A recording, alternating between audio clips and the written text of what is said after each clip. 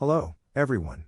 Welcome back to Mentority, your go-to channel for professional and personal development tips.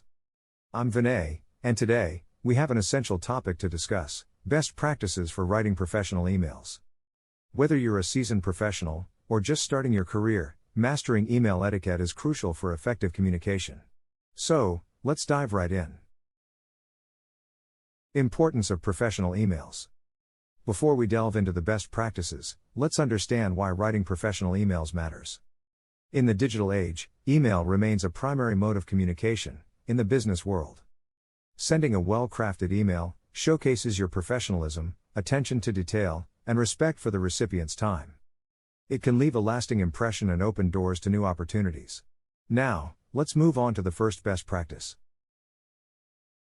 Writing clear and concise subject lines. The subject line is your email's first impression. Make it count. Keep it clear, concise, and relevant to the email's content. Avoid using vague or misleading subject lines. For instance, instead of writing meeting or question, be specific, like meeting request for project X or question about sales report. A clear subject line helps the recipient prioritize and understand the email's purpose right away. Writing proper greeting and salutation. Next, let's discuss greetings and salutations. Begin your email with a polite and appropriate greeting, such as "Dear Manager" or "Hello Mr. Leonardo," followed by a comma. If you're unsure about the formality, it's better to lean towards a more professional greeting. Avoid using casual or informal language, like "hey" or "hiya," unless you have a close relationship with the recipient. Be mindful of tone.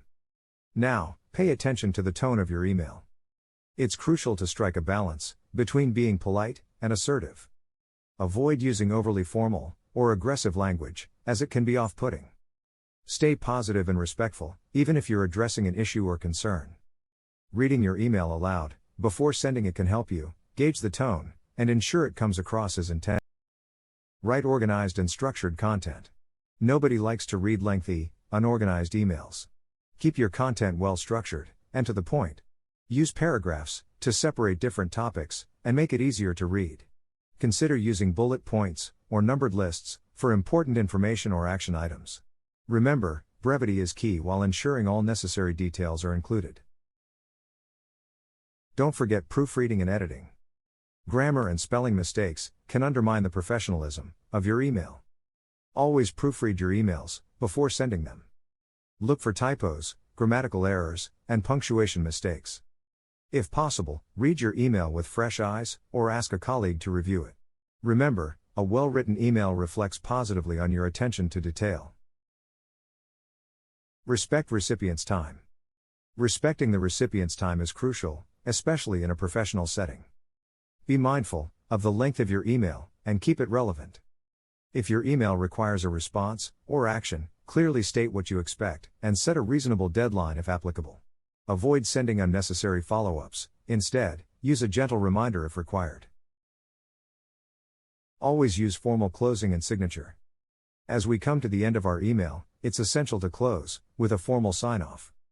Some common examples include "best regards, sincerely," or "thank you."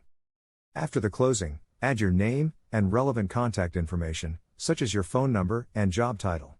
A professional signature provides a convenient way for the recipient to reach you if needed. And there you have it, the best practices for writing professional emails. Following these guidelines will help you make a positive impact, foster better communication, and build strong professional relationships. Remember, practice makes a man perfect, so keep refining your email writing skills. If you found this video helpful, give it a thumbs up, and don't forget to subscribe to Mentority for more valuable tips on career growth and personal development. If you have any questions or suggestions for future topics, leave them in the comments below.